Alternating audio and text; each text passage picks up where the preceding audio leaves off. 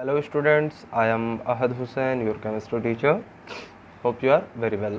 So this is your ninth lecture of Is Matter Around Us Pure for class 9th. So in this lecture we will start from classification of colloids. We have already discussed about solutions, suspensions and colloids. In this lecture we will start from classification of colloids. So colloids do not involve only solids and liquids. First of all you should know that जो solution होता है, जो true solutions होते हैं उसके solute particle बहुत छोटे होते हैं, है ना, और वो सॉल्वेंट में घुल जाता है, डिज़ोल्व हो जाता है और सॉल्यूशन बना लेता है, ठीक है। और जो सस्पेंशन होते हैं उसके जो सॉल्यूट पार्टिकल होते हैं वो बहुत बड़े होते हैं, मतलब बहुत बड़े का मतलब जो सॉल्यूशन में पार्टिकल होते हैं उसके कंपैरिजन में बड़े होते हैं, ठीक है ना। तो सस्पेंशन में थोड़े बड़े बड़े होंगे, है ना, और वो वाटर में डिज़ोल्व नहीं रहेंगे। और कोलाइडल सॉल्यूशन क्या होता है, जिसके सॉल्यूट पार्टिकल सॉल्यूशन वाले सॉल्यूट पार्टिकल और सस्पेंशन वाले सॉल्यूट पार्टिकल के बीच में होते हैं, यानी इंटरमीडिएट जो है साइज के जो सॉल्यूट पार्टिकल रखता है उसको हम लोग कोलाइडल सॉल्यूशन बोलते हैं, ठीक है ना। तो कोलाइडल सॉल्यूशन के बारे में लास्ट लेक्चर में मैंने बहुत अच्छे समझाया है। अगर आप लोग को सर्च करना है तो सर्च करिए #08 class 9th is matter around us pure Aahat sir, #आहत सर कर दीजिएगा, आपको वो लेक्चर मिल जाएगा। तो क्लासिफिकेशन ऑफ कोलाइड्स में colloids do not involve only solids and liquids. Colloids जो है ऐसा नहीं होता है कि सिर्फ सॉलिड्स एंड लिक्विड्स में ही बनता है, दे में आल्सो इन्वॉल्व गैसेज में भी हो सकता है ना। So colloids are classified according to the physical state of dispersed phase solute and dispersion medium solvent.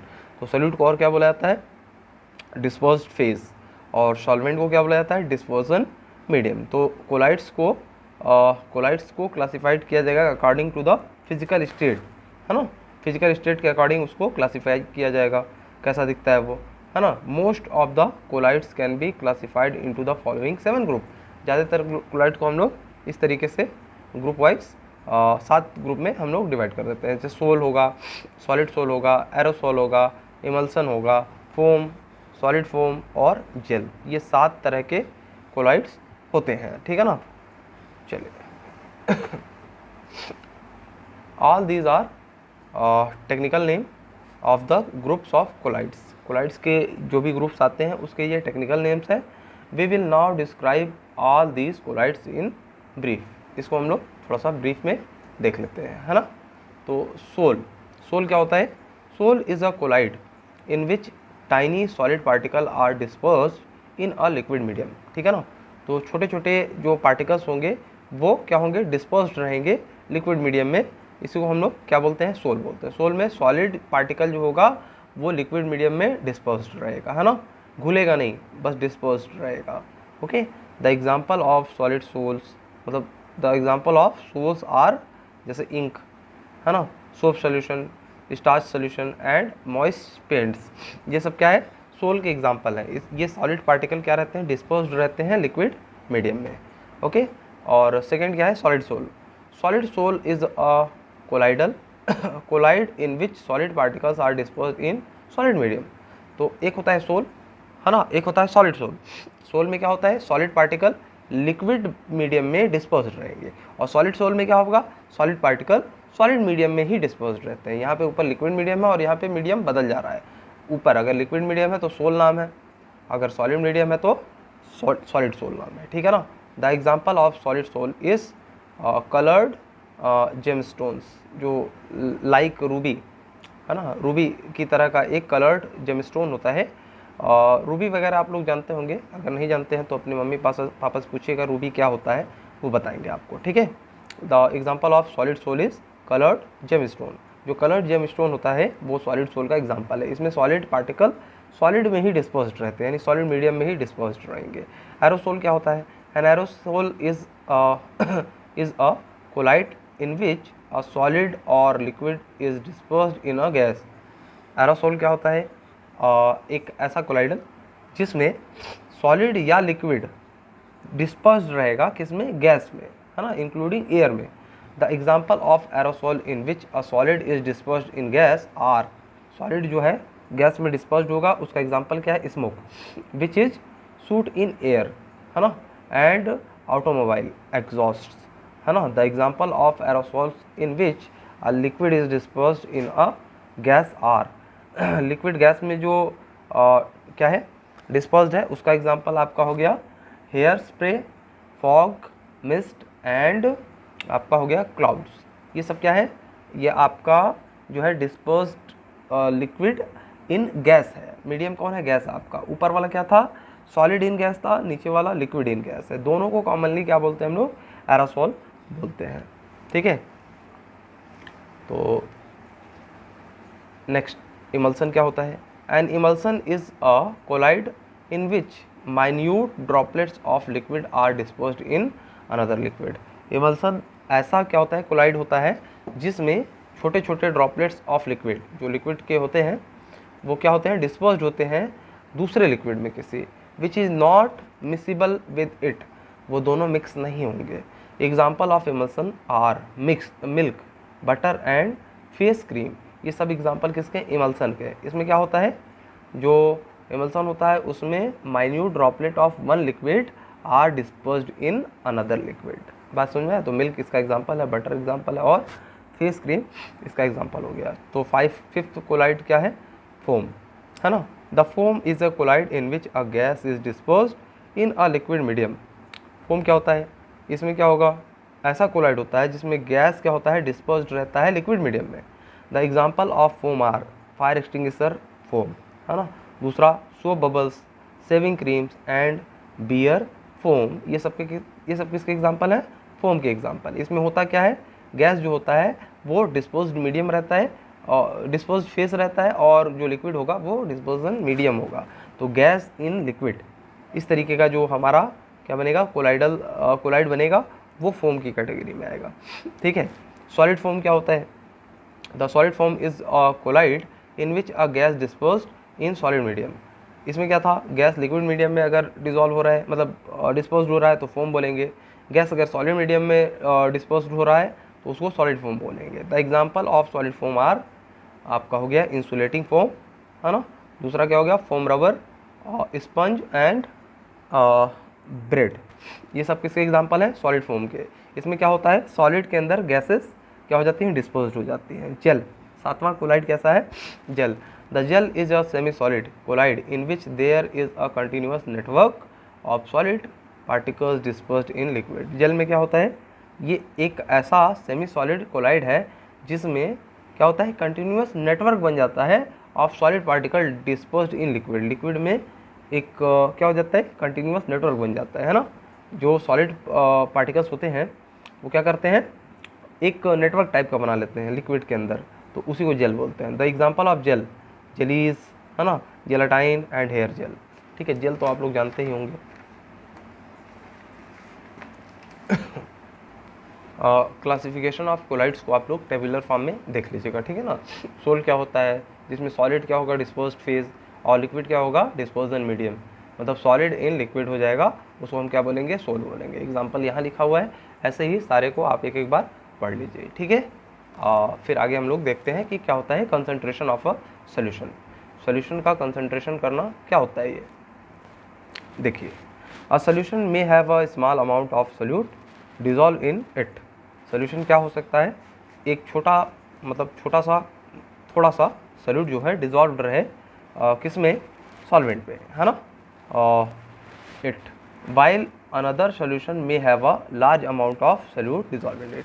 किसी सोल्यूशन में ऐसा हो सकता है कि कम सोल्यूट हो, और किसी सोल्यूशन में ऐसा हो सकता है कि बहुत ज़्यादा सोल्यूट हो, मात्रा जो है ज़्यादा हो सोल्यूट की।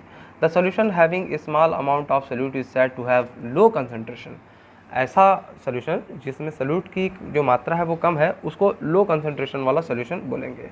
ओके बच्चों, तो आप लोग ये देखिए, ये क्या है, और dilute solution of sugar it is said to have low concentration.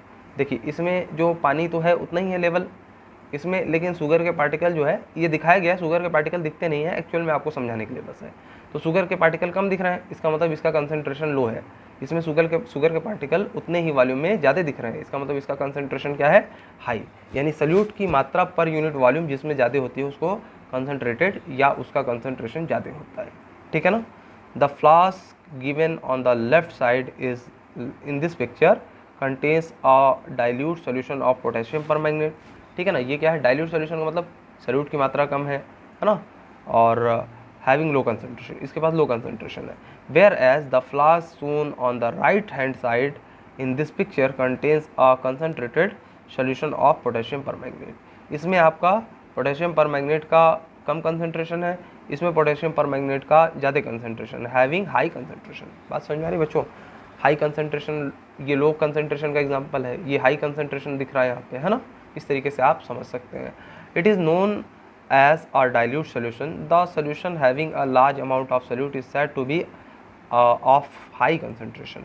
जिसमें सोल्यूट की मात्रा उतने ही वॉल्यूम में ज़्यादा है उसको हाई कंसंट्रेशन कहा जाएगा। ऐसे नहीं समझ में आ रहा बच्चों तो ऐसे समझिए, मेरे तरीके से समझिए। एक गिलास पानी ले लीजिए, एक गिलास पानी में 1 चम्मच आप शुगर डाल दीजिए तो वो आपको मीठा लगेगा, है ना। अब क्या करिए, आप 1 चम्मच और शुगर डालिए उसी 1 गिलास पानी में, आपको और मीठा लगेगा। 1 चम्मच और शुगर डालिए और मीठा लगेगा। तो जैसे जैसे आप शुगर की मात्रा बढ़ाते जाएंगे आपको ज़्यादा मीठा लगने लगेगा, यानी कि वो क्या है, कंसंट्रेशन उसका बढ़ रहा है। ठीक है, अब आप एक काम करिए, 1 गिलास पानी में 1 चम्मच चीनी लीजिए, इस बार उसको क्या करिए, किसी मग में आप उस पानी को पॉर कर लीजिए। ठीक है ना, जो सोल्यूशन बनाया आपने, 1 चम्मच शुगर डाला 1 गिलास पानी में, उसको आप किसी मग में, बड़े मग में आप डाल लीजिए। ठीक है ना, अब आप पियेंगे तो उतना ही मीठा लगेगा जितना 1 गिलास में 1 चम्मच पानी मतलब चीनी था, मग में भी डालने के बाद उतना ही मीठा रहेगा। लेकिन अब क्या करें बच्चों कि अब देख रहे हैं कि मग में कुछ जगह खाली हो गई है, तो उसमें हम 1 गिलास और पानी डाल दिए, चीनी नहीं ऐड किए, इस बार शुगर ऐड नहीं किए। तो हम क्या देखेंगे कि जो हमको मिठास 1 गिलास पानी में 1 चम्मच चीनी में मिल रही थी, जैसे ही पानी ऐड किए वो मिठास थोड़ी सी कम हो गई, यानी पर यूनिट वॉल्यूम कंसंट्रेशन कम हो गया सोल्यूट का। बात समझ में आ रही है, यानी कंसंट्रेशन लो हो गया उस सोल्यूशन का जैसे हमने पानी डाला, इसका मतलब उसको हमने डाइल्यूट कर दिया। कंसंट्रेशन एंड डाइल्यूशन आपको समझ में आ गया होगा। कंसंट्रेशन मतलब सोल्यूट ज़्यादा बढ़ाना, डाइल्यूशन मतलब पानी को ज़्यादा बढ़ाना। बात समझ में आ रही है बच्चों, चलिए। It is known as concentrated solution, है ना। We can now define the concentration of a solution as follows. हम लोग कंसंट्रेशन के सोल्यूशन के कैसे ऐसे डिफाइन कर सकते हैं। The concentration of a solution is the amount of solute present in a given quantity of the solution. Given quantity मतलब गिवन वॉल्यूम ऑफ सोल्यूशन में कितना अमाउंट में क्या प्रेजेंट है, सोल्यूट पार्टिकल प्रेजेंट है, उसी को उसका कंसंट्रेशन कहा जाता है। ठीक है ना। अब कंसंट्रेशन की कई टर्म आती है, इसलिए मैं वॉल्यूम बोलूँ या गिवन मास में बोलूँ या गिवन कुछ और बोल दूँ, है ना, गिवन सब्सटेंस बोल दूँ, मतलब कुछ भी, गिवन नंबर ऑफ पार्टिकल्स में कितने सोल्यूट होंगे, गिवन नंबर ऑफ सोल्यूशन में जो भी जितने भी आपका जो है एटम होगा उसमें कितने सोल्यूट, मतलब किसी भी तरह से पूछे, पार्ट्स पर मिलियन, पार्ट्स पर बिलियन, इस तरह के कई टर्म्स आएगी कंसंट्रेशन की, है ना। Molarity, molality, mole fraction, normality, है ना, ये सब आएगा। फॉर्मेलिटी, मतलब आगे आपका नॉर्मेलिटी के बाद क्या आएगा, मोल फ्रैक्शन हो गया। ठीक है ना, पार्ट्स पर मिलियन, पार्ट्स पर बिलियन, ये सब कंसंट्रेशन की टर्म है। तो इसको आप लोग 11th में अच्छे से समझेंगे। ठीक है ना, ये 9th लेवल के लिए नहीं है बच्चों। तो कंसंट्रेशन की टर्म ये जो है ये आप आगे समझेंगे। अभी बस ये जानिए कि पर यूनिट वॉल्यूम में कितना ज़्यादा सोल्यूट प्रेजेंट है, जितना ज़्यादा सोल्यूट प्रेजेंट है उतना ही ज़्यादा कंसंट्रेटेड है वो solution. The concentration of a solution is the amount of solute present in a given quantity of the solution. The concentration of a solution can be expressed in a number of ways. कई तरीके से इसको define किया जा सकता है ना, express किया जा सकता है कंसंट्रेशन को। The most common way of expressing the concentration of a solution is the percentage method, है ना। The percentage method of expressing the concentration of solution refers to percentage of solute। ये किसको बताता है, परसेंटेज कंपोजिशन जो है वो किसको बताएगा, ये सल्यूट के परसेंटेज को बताएगा, है ना। The percentage method of expressing the concentration of the solution of a solution refer to the percentage of solute present in the solution. The percentage of solute can be by mass और by volume, है ना। जो percentage होता है salute का वो by mass भी हो सकता है, बाई वॉल्यूम भी हो सकता है। This point will become more clear from the following discussion. चलिए कुछ डिस्कशन करते हैं, देखते हैं आप लोगों को समझ में आता है कि नहीं। अभी तो जितना भी मैंने पढ़ा है शायद ही किसी बच्चों को समझ में आया होगा, थोड़ा सा जो लास्ट वाला लाइन पढ़ा है 2-4, है ना। If the solution is of a solid solute, है ना, कोई सोल्यूशन है जिसमें सॉलिड सोल्यूट है, dissolve in a liquid, then we consider the mass percent of solute, है ना। तब हम लोग क्या विचार करेंगे, मास परसेंट के बारे में हम लोग देखेंगे। In calculating the concentration of solution, so in the case of solid solute, है ना, dissolve in a liquid solvent, the concentration of a solution is defined as the mass of solute in gram present in 100 gram of the solution. तो concentration के लिए आप बस ये अभी ध्यान रखिए, the concentration of a solution is defined as the mass of solute in grams present in 100 gram of solution. अगर 100 ग्राम में जितना ग्राम सोल्यूट प्रेजेंट है वही तो उसका परसेंट हो जाएगा। तो हमेशा जो है सोल्यूशन को 100 ग्राम ले लीजिए। अगर परसेंटेज निकालना हो ना तो लेट द सोल्यूशन भी 100 ग्राम, बाकी जितना भी सोल्यूट प्रेजेंट है वो क्या हो जाएगा, ऑटोमेटिकली उतना ही परसेंट में बदल जाएगा। ठीक है ना। चलिए फॉर एग्जांपल 10% ऑफ सोल्यूशन, इसको आप लोग क्या करेंगे, रीड कर लीजिएगा। ठीक है ना। मैं यहाँ से स्टार्ट करता हूँ। Concentration of solution is equal to mass of solute upon mass of solution into 100, है ना। The mass of solution is equal to the mass of solute plus the mass of solvent. जो mass of solution होता है वो मास of solute और मास of solvent के addition के बराबर होता है। ठीक है। तो नीचे मास ऑफ सॉल्यूशन होता है, ऊपर सोल्यूट होता है, मास सोल्यूट का मास होता है, इंटू 100 कर देते हैं तो हमारा concentration of solution in percentage निकल आता है। बात समझ में आया। Mass of solution is equal to mass of solute plus mass of solvent होता है, ये ध्यान में रहना चाहिए। So we can obtain the mass of solution by adding the mass of solute and the mass of solvent in the above given example.